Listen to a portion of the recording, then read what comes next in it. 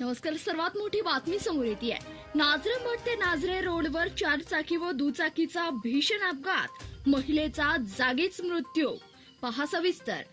दिनांक 17 एप्रिल रोजी सायंकाळी 5 वाजल्याच्या सुमारास नाझरेमठकडून येणाऱ्या 4 चाकी वाहनाने दुचाकीवरून जाणाऱ्या एका वयोवृद्ध दाम्पत्यास पाठीमागच्या बाजूनं जोरानं धडक दिल्यानं सदर दुचाकीवरील एका महिलेचा जागीच उपचारापूर्वीच मृत्यू झालाय.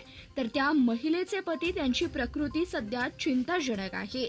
याबाबत अधिक माहिती अशी की वझरे तालुका सांगोला येथील रहिवासी रावसाहेब शंकर रेड्डी हे त्यांच्या पत्नी रतन रावसाहेब रेड्डी वय 65 यांना घेऊन मोटरसायकल MS45 AA 2026 वरून कारंडेवाडी येथे नातेवाईकांकडून जाऊन परत येत होते.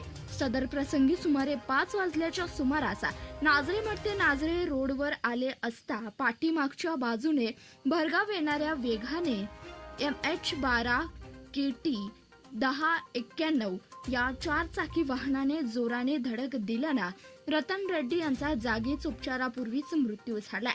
घटनास्थळावरील प्रत्यक्षदर्शींनी दिलेल्या माहितीनुसार कार चालक कन्हैया हरिश्चंद्र सोनवणे राहणार नाझरे हा भरधाव वेगाने 4 चाकी चालवत होता व नियंत्रण गमावल्यानं सदर अपघात झाल्याचा प्रत्यक्षदर्शींनी बोलून दाखवले आहे.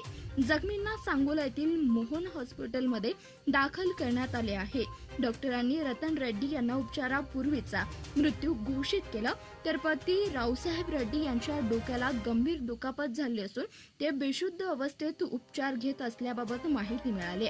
सदर अपघाताबाबत फिर्यादी स्वप्नील तुकाराम रेड्डी राहणार वझरे तालुका सांगोला यांनी सांगोला पोलीस ठाण्यात तक्रार दिली असून पोलीस याबाबत अधिकच तपास करीत आहेत.